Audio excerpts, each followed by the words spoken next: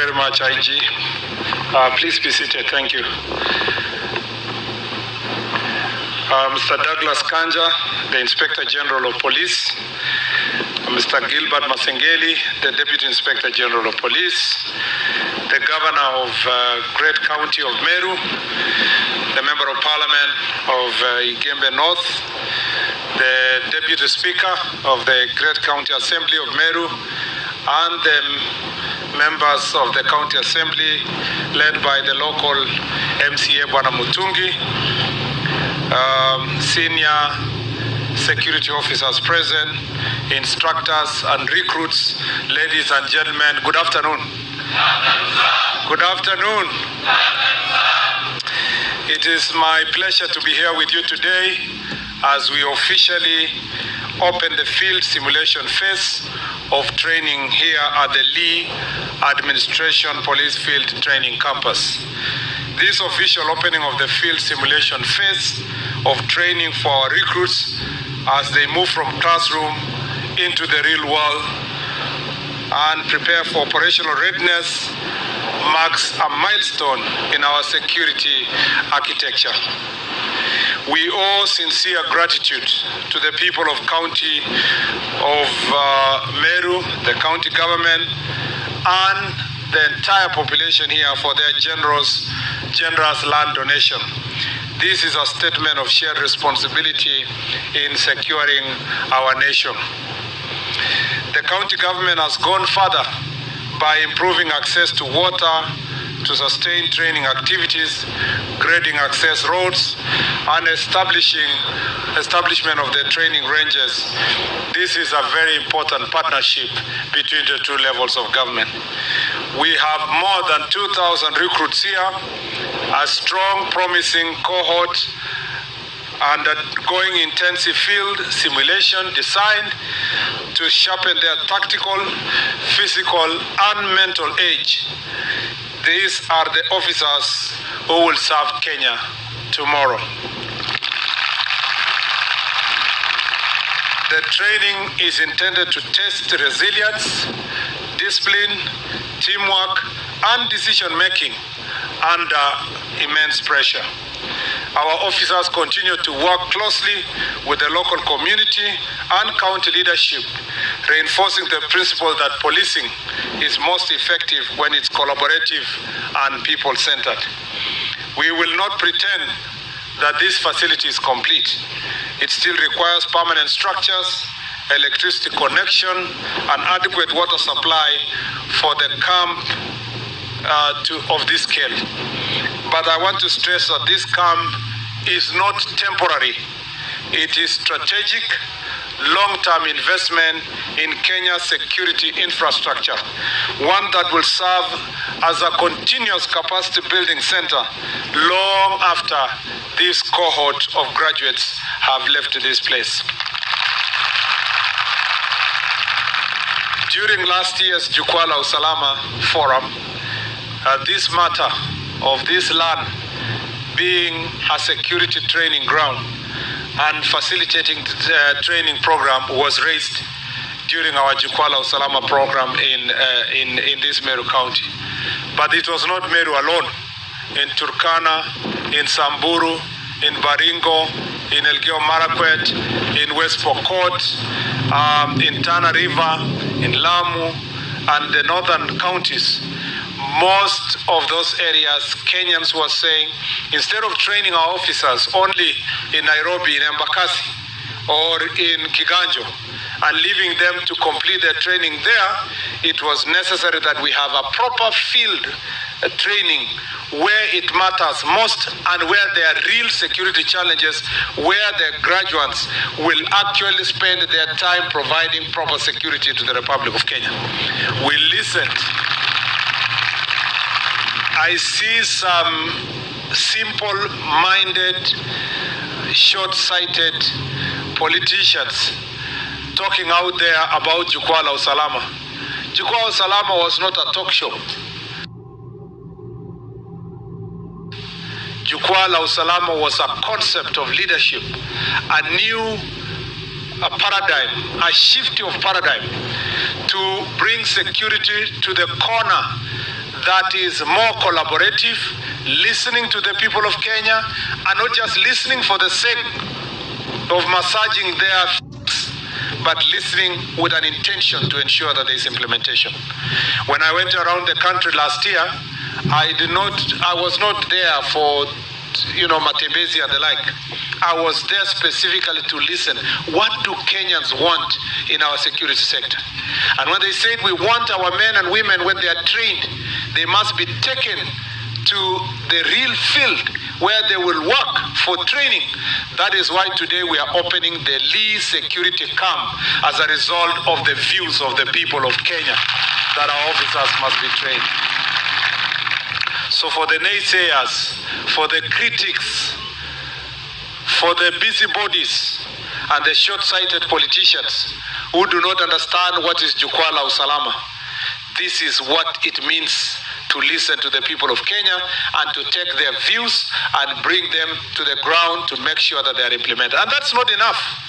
There were some people who were telling me, we don't want the recruits to leave Kiganjo,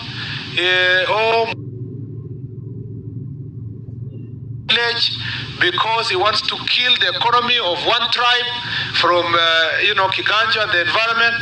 That is, if there was no media here and everybody was, I would have used a stronger. That is foolishness and moronic thinking by very short-sighted tribal leaders. This training camp here in Meru has been brought to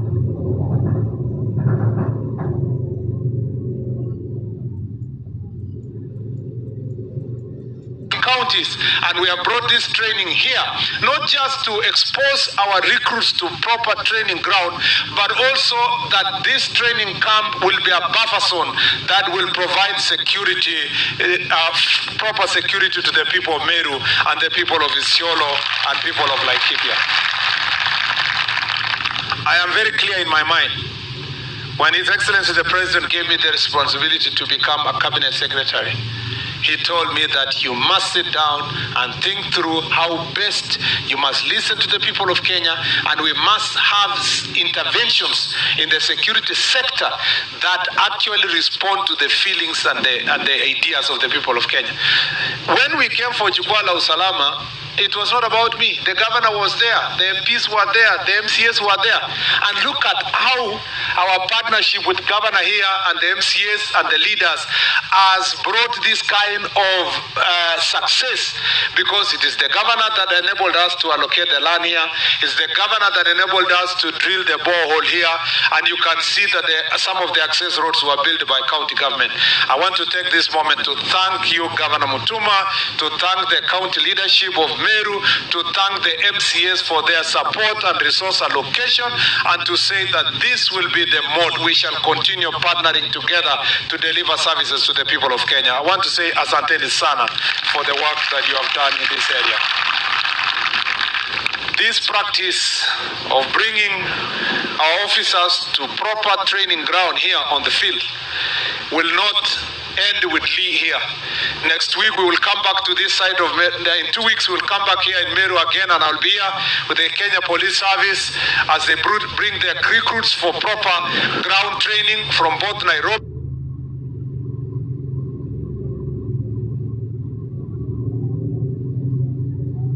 that we will also extend this. The next phase as we go forward will move to Samburu, Isiolo, you go to Baringo, Elgeyo, Turkana, West Pokot, until these places of Marsabit, until these areas that have serious banditry challenges can become properly There's something that makes me very happy is to see you men and women sitting here preparing yourself to train together, to build teamwork. I know the governor said that you might be required to improve the height and color of the locals around here. Unfortunately, the governor did not know that that will happen in future, not today. Here, we've come here for real hardening training that makes sure that you improve in your discipline and endurance and the capacity for you to serve our nation in a better place. Let me say, like I told you the other day, and I'm just repeating this, that you are among the privileged lot that actually got a job. There were so many Kenyans who were hoping that they would get a job like yourself. And as I said, you might be 2 people from your village, 1 person from your community, maybe the first one to get ever a job in your community. Please take this responsibility seriously. The Lord God has given you a chance through the government of Kenya to be among the 10,000 recruits, and take this responsibility seriously. Take this discipline you are getting seriously, and make sure that it becomes part and parcel of your life, because the things you do are repeating again and again becomes a habit, and you become a disciplined person in society. The challenges here at Lee are real, but they also mirror of a broader conditions our officers have endured for far too long. That is precisely why the reforms now underway in the National Police Service matter. What our recruits will enter upon graduation is not the same service their predecessors inherited. Let me explain how. On the health sector, for years, our officers could access care at only a few hundred facilities. Under the SHA framework, that number has risen to more than 6,000 public, private and faith-based facilities nationwide. The police and other disciplinary service medical fund carries an enhanced benefit package, such as advanced surgeries, air evacuation, overseas treatment, dental and optical care, emergency services, annual checkups, and an expanded list of eligible dependents. Our officers protect our nation day and night, and we owe them a better health care. On pay, junior officers have long endured stagnated wages. That now is changing. Phase 3 of the salary adjustments takes effect on the 1st of July 2026, building on the Phase 1 and Phase 2, which have already significantly raised the entry job. Job groups are being harmonized with support from the Parliamentary Public Service Commission and Salaries and Remuneration Commission. We have also promoted all constables aged above 50 and corporals who have served in the same rank for more than 10 years, acting on the recommendations of Jukwaa Usalama last year. Police numbers have struggled to keep pace with the population growth in our republic. We are correcting that. Over 10,000 police constables are currently in training. Nearly 4 officers recently graduated. This government is rebuilding capacity deliberately and at a scale. We are building, and that's important, that you are an answered prayer. 10,000 of you of Kenya. So we want you to be properly trained, because the people of Kenya are expecting you. And you know they are going for elections next year. We want a society that you will move into, and to make sure that you deal with the questions of facilitating security, including in preparation for our upcoming elections. We really need your energy, your agility, your new energy is really expected by the people of Kenya. On housing, we are building slowly moving up to building up to 30,000 housing units for our officers, starting with immediately 17,000. Decent accommodation is part of what it means to treat those who protect us with dignity. On technology, our security capability to combat crime is being significantly enhanced by upgrading the integrated command, control, and communication framework, that is IC3, to the newly integrated command, control, communication, and computation system. This system will feature nationwide CCTV surveillance across major urban centers, including